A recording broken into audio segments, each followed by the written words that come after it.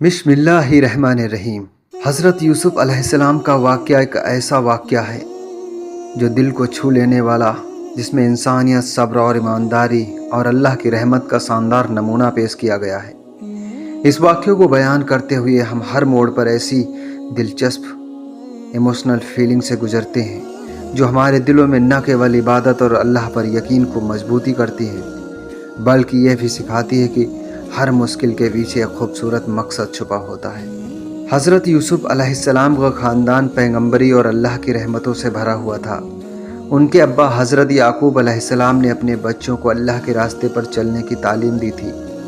हज़रत यूसुफ अलैहिस्सलाम का परिवार भी इस्लामी इतिहास में एक महत्वपूर्ण स्थान रखता है।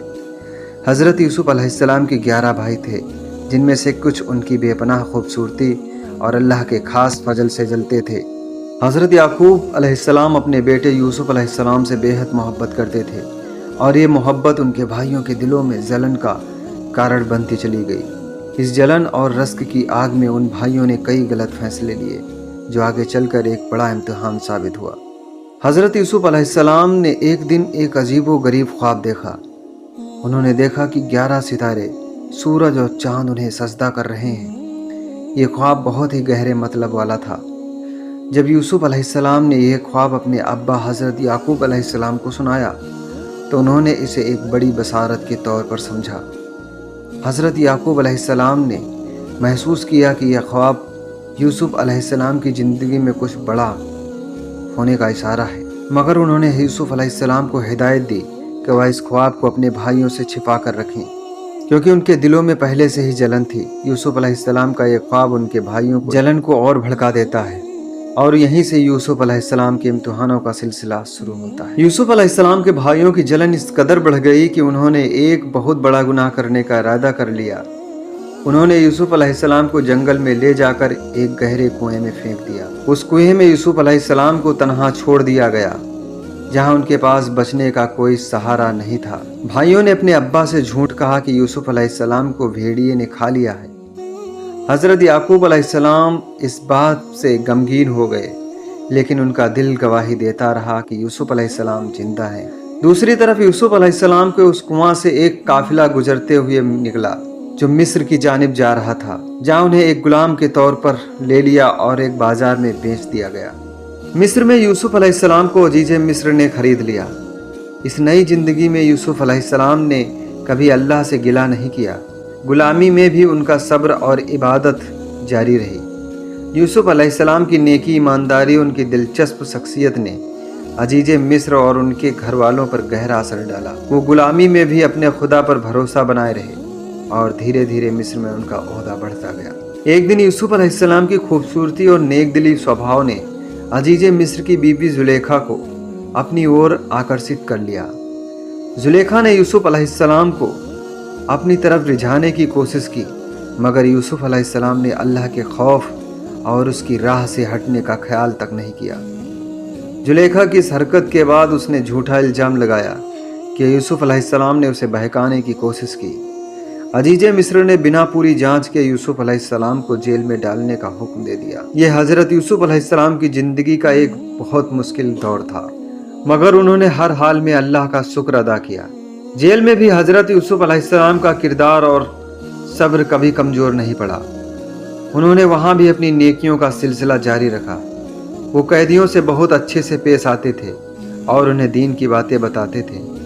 जेल के अंदर यूसुफ अलैहिस्सलाम का किरदार इस कदर बेमिसाल था कि जेल में भी लोग उनकी इज्जत करने लगे। जेल में यूसुफ अलैहिस्सलाम ने 2 कैदियों को दीन की दावत दी। इन दोनों कैदियों ने यूसुफ अलैहिस्सलाम से अपने ख्वाब की ताबीर पूछी। यूसुफ अलैहिस्सलाम ने उन्हें अल्लाह की तौहीद का पैगाम दिया और फिर उनके ख्वाबों की ताबीर बताई। ये ताबीरें सच साबित हुई और एक खबर अजीज़े मिस्र तक पहुंची।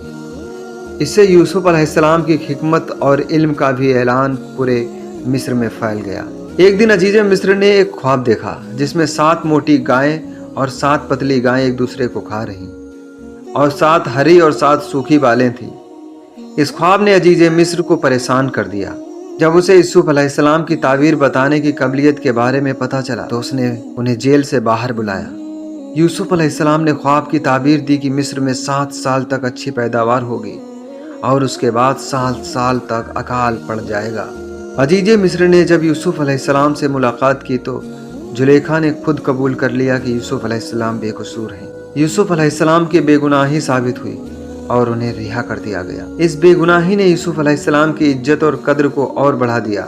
مصر کے لوگ یوسف علیہ السلام کی حکمت اور ایمانداری سے پربھاوت ہو کر انہیں اپنے لیڈر کے طور پر ماننے لگے۔ یوسف علیہ السلام کی تعبیر کے مطابق مصر میں 7 سال کی بہترین فصل آئی، مگر یوسف علیہ السلام کی صلاح کے مطابق اناج کو اکٹھا کر لیا گیا تاکہ اکال کے دوران اس کا استعمال ہو سکے۔ اس اکال کے دوران کئی لوگ مصر آئے، ان میں سے یوسف کے بھائی بھی شامل تھے۔ اکال کے دوران یوسف علیہ السلام کے بھائیوں کو مصر آنا پڑا۔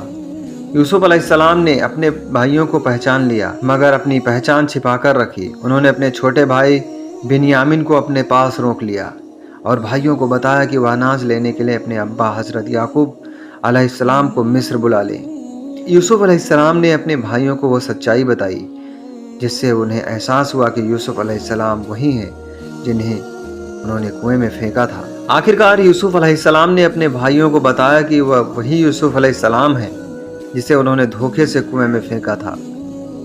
اس پر ان کے بھائی شرمندہ ہو گئے اور معافی مانگنے لگے، مگر یوسف علیہ السلام نے انہیں معاف کر دیا اور کہا کہ یہ سب اللہ کا پیغام تھا تاکہ وہ مصر کی بہتری کے لیے کام کر سکے۔ یعقوب علیہ السلام کا خاندان مصر میں، حضرت یعقوب علیہ السلام ان کا پورا خاندان مصر میں آ کر بس گیا۔ یوسف علیہ السلام نے اپنے پریوار کو عزت اور آرام سے نوازا اور انہیں ایک بہترین زندگی دی۔ حضرت یوسف علیہ السلام کی وفات کے بعد انہیں مصر میں ہی دفن کر دیا گیا۔ ان کا پورا واقعہ انسان کی صبر، سچائی اور اللہ کی رحمت پر یقین کا بے مثال نمونہ ہے۔ یہ قصہ ہمیں سکھاتا ہے کہ اگر اللہ کی راہ پر چلنے والا انسان اپنے ایمان اور صبر کو بنائے رکھے تو ہر حال کٹھنائی سے پار پا کر کامیابی حاصل کر سکتا ہے۔ تو میرے پیارے دوستو، یہ تھا حضرت یوسف علیہ السلام کا پورا قصہ جس میں ہم نے تفصیل سے بیان کیا ہے۔ اگر آپ حضرت یوسف علیہ السلام اور عزیز مصر کی بیوی کا دلچسپ واقعہ سننا چاہتے ہو تو ہمارے چینل کو سبسکرائب کر لو۔ تو میرے پیارے دوستوں، ملتے ہیں کسی اگلے قصے کے ساتھ، تب تک کے لیے الوداع، خدا حافظ۔